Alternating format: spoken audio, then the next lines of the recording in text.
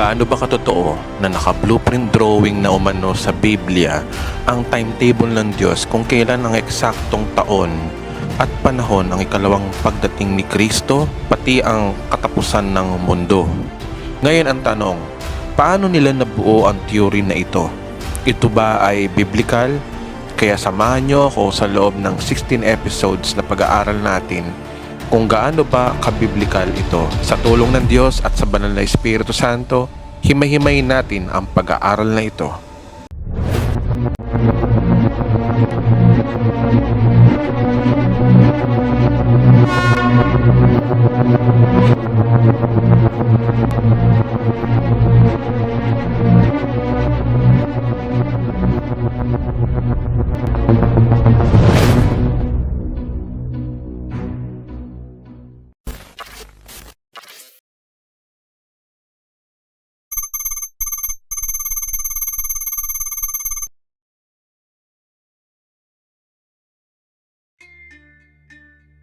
Ayon sa dictionary.com, ang prophecy ay prediction kung ano ang magaganap ayon sa diniklara ng isang propeta na may divinely inspired or galing mismo sa Diyos.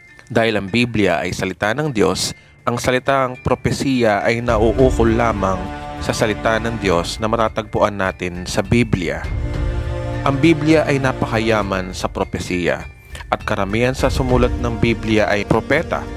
Ang kilalang libro sa Biblia na tumatalakay sa panginaharap ay matatagpuan natin sa Book of Daniel, Ezekiel, Isaiah at ang kilalang librong Apokalipsis.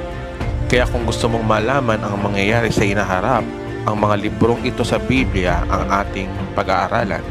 Ang unang rule sa nature ng prophecy ay tinatawag na recognition the perspective of the prediction. Hindi lahat ng verse na hula sa Biblia ay mangyayari agad-agad. Merong isang event lang ang pangyayari at meron 2 o 3 pang event bago mangyari ang isang hula sa Biblia. Halimbawa, ang bundok na ito, kapag sa front view, ang bundok ay tila nag-iisang bundok lamang sa mata ng tumatanaw. Pero kung titignan mo pala, ang bundok na yon ay hindi pala iisang bundok lang, kundi 3 bundok pa pala na magkakalayo kung titignan mo sa side view. Ganon din sa prophecy.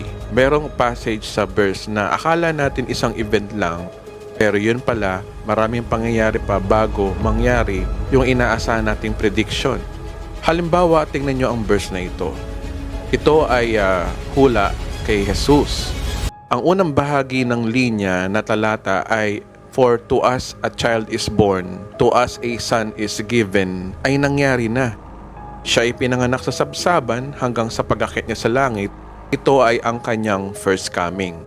Pero yung mga sumusunod na talata na, "And the government will be on his shoulder, of the increase of his government and peace there will be no end. He will reign on David's throne," ay hindi pa ho nangyayari. Mangyayari ito sa kanyang second coming. Kaya maliwanag sa verse na yan na meron pang second coming. Ang physical o literal na paghahari ni Kristo sa buong mundo ay hindi pa ho nangyayari. Isa pang halimbawa ng prophecy sa Biblia na tungkol kay Kristo ay ang Zechariah chapter 9 verse 9 to 10. Sinabi sa verse 9, "Your king comes to you, righteousness and having salvation, gentle and riding on a donkey, on a colt, the foal of a donkey." Una, ang righteousness and having salvation ay natupad na. Naligtas na yung mga nanampalataya sa Kanya. Pangalawa, yung sumakay siya sa donkey.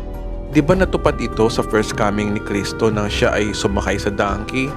Kasabay ang palaspas ng mga Hudyo sa Kanya bago pumasok sa templo? At siya ay kinilalang hari ng mga Hudyo. Kaya maliwanag na ang verse 9 ay ang Kanyang first coming. At kung babasahin niyo ang verse 10, yung sinasabi dyan na, "He will proclaim peace to the nation.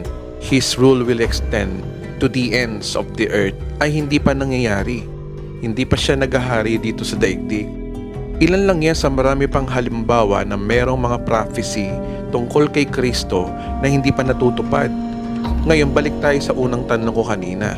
Saan ba kinuha ng mga Christian theologians ang inaantay na 7 years tribulation? Ang una natin dapat tanungin diyan ay ang pinakadakilang propeta sa Bible, walang iba kundi ang ating Panginoong Hesus mismo.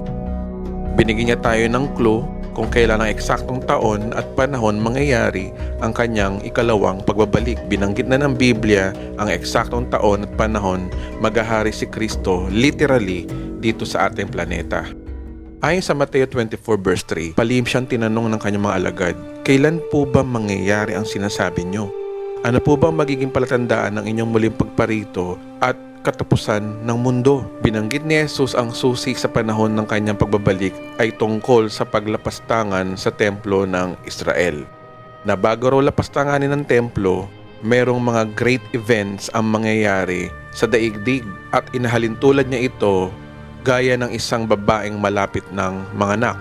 Kaya pagdating ng verse 4 hanggang verse 14, sinabi ni Kristo ang mga listahan.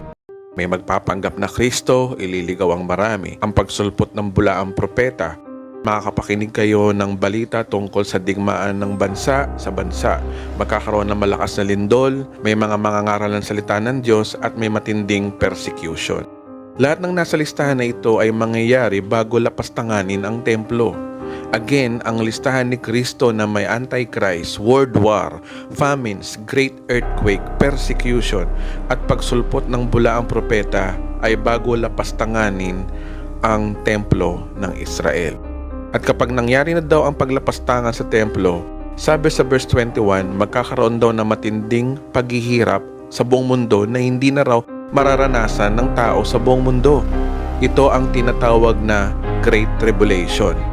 Sabi sa Mateo 24 verse 21, sapagkat sa panahong iyon, ang mga tao ay magdaranas na matinding kapighatiang hindi pa nararanasan mula ng likhain ang sanlibutan hanggang sa ngayon at hindi na mararanasan pa kahit kailan. So ito yung Great Tribulation na hindi pa nangyayari sa kasaysayan ng mundo. At hindi pa ito nangyayari guys. Sa madaling salita, ang context ng Mateo 24 nagpapatunay na mayroong dalawang bahagi ng event ang tinutukoy ni Kristo bago siya dumating. Ang early birth pains at pagkatapos ay yung Great Tribulation. At sa pagitan ng birth pains at Great Tribulation, mangyayari yung paglapastangan sa templo. Ang tawag dito ay abomination, desolation. So tandaan niyo yung picture na yan ha, i-merge natin iyan sa isa pang propesiya. At para malaman niyo ang exact timing para mangyari ang mga events na ito, unawain daw natin yung sinasabi ni Daniel tungkol sa paglapastangan sa templo. Sabi sa Mateo 24 verse 15, unawain ninyo itong mabuti.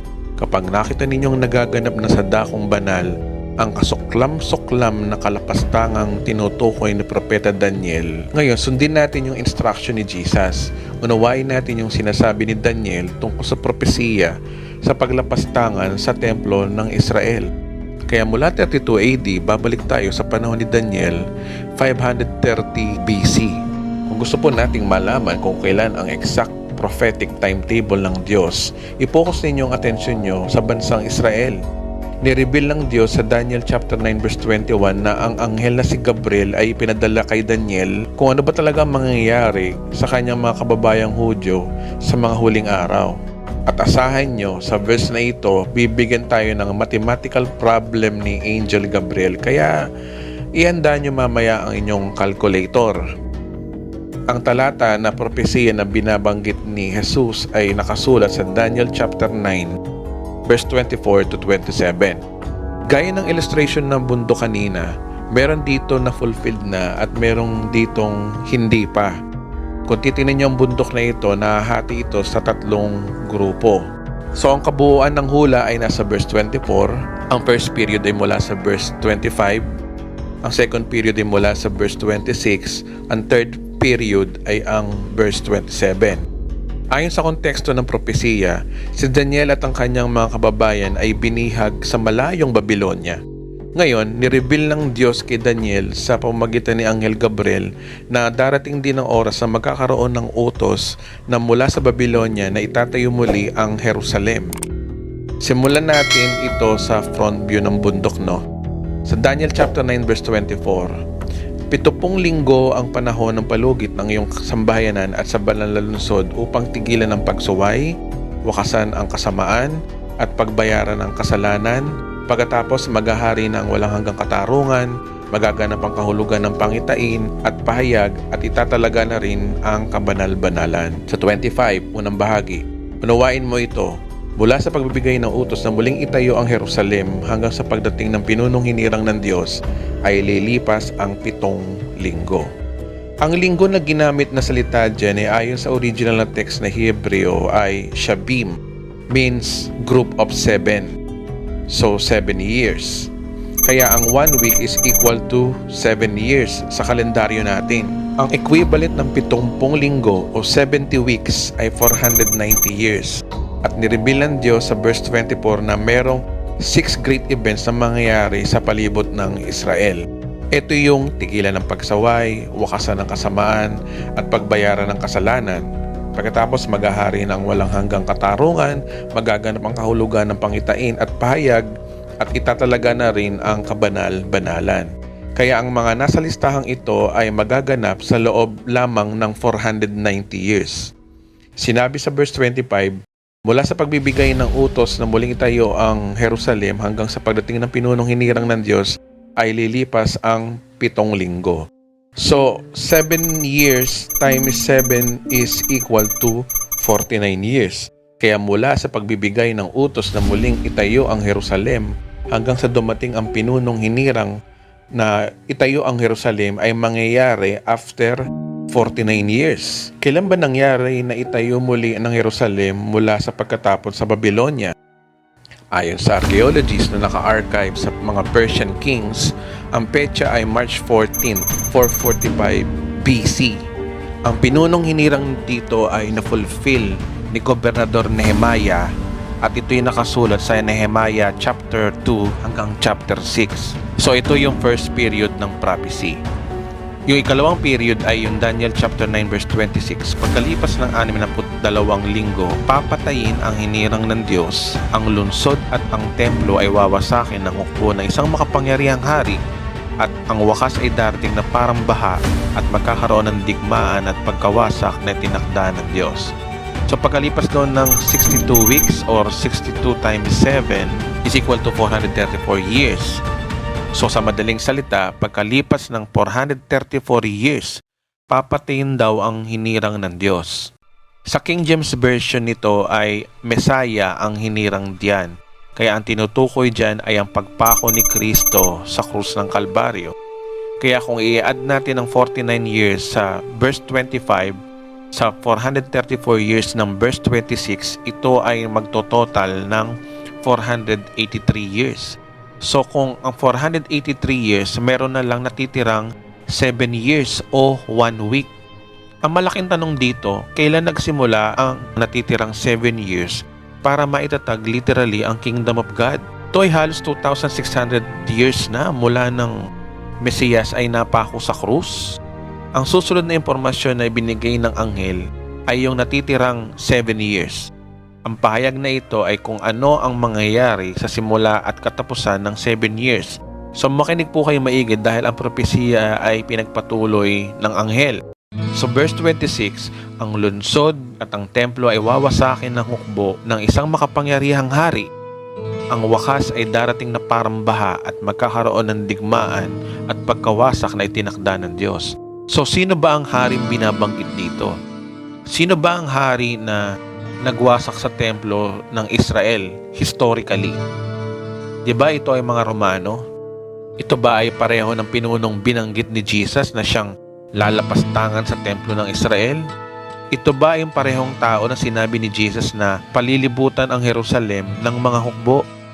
Ayon sa Britannica.com, nangyari ang pagkawasak ng ikalawang templo ng Jerusalem noong 70 AD. At ang bansang sumira sa Jerusalem ay ang Roman Empire sa pangunguna ni General Titus.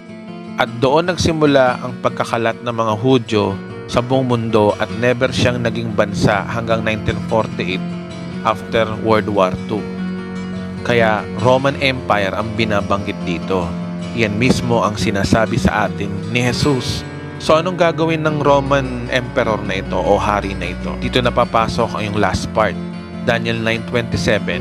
Ang haring ito ay gagawa ng isang matibay na kasunduan sa maraming tao sa loob ng isang linggo. Pagkaraan ng kalahating linggo, papatigilin niya ang paghahandog, ilalagay niya sa itaas ng templo ang kasuklam-suklam na kalapastanganan, mananatili ito roon hanggang sa wakasan ng Diyos ang naglagay nito. Ang maliwanag sa verse na ito, siya ay Roman leader na makikipagkasundo sa maraming tao sa loob ng isang linggo, means 7 taon. At ang Roman leader ay nakatakdang lapastanganin ang templo. He will break the covenant sa mga tao pagkatapos ng 3.5 years. Ngayon ang tanong, ang natitira bang 7 years mula 32 AD ay tuloy-tuloy hanggang 39 AD? Na ibig sabihin ay noong 39 AD pa naitatag ang millennial kingdom ni Christ. Ngayon kung naitatag na ang millennial reign ni Jesus, nasaan si Jesus? Bumalik na ba siya? May nabalitaan ba tayo? At kung naitatag na ang Kingdom of God, bakit noong 70 AD pinahintulutan ng Diyos na wasakin ang templo ng Israel? At ang mga Hudyo ay nagkalat-kalat sa buong mundo sa loob ng halos 2,000 years. Kasi neto lang naman sila bumalik noong 1948 sa kanilang bansa no after ng World War II. Ngayon, dito papasok na ang Daniel chapter 9 verse 24 to 26 ay nangyari na. Pero ang verse 27 ay hindi pa nangyayari. At hindi pwedeng magkamali ang salita ng Diyos. Dahil kung gaano ka-accurate mangyari ang propesiya na ang Jerusalem ay muling itinayo mula sa pagkatapon sa Babylonia noong 445 BC hanggang sa pagkamatay ni Kristo sa kanyang first coming, mangyayari din ang Daniel 9:27 sa kanyang second coming accurately. Kung titingnan nyo itong larawan na ito, no, ito yung official timeline ni Daniel ayon sa Daniel 9:27. Ang sabi ni Jesus, yung kanyang binabanggit na birth pain at great tribulation ay nakaangkas sa timeline ni Daniel. Ito ay ang paglapastangan sa templo. Ang tawag dito ay abomination desolation. Kapag pinagsama natin ang prophecy ni Jesus at prophecy ni Daniel, dito natin mabubuo ang isang prophetic timeline story. Lumalabas na ito ay 7 years of tribulation. Sa unang 3.5 years, susulpot ang Roman leader na siya pala yung Antichrist. Sa unang 3.5 years, susulpot ang Antichrist mula sa Roma. Ayun sabi makikipag-covenant sa Israel tungkol sa templo.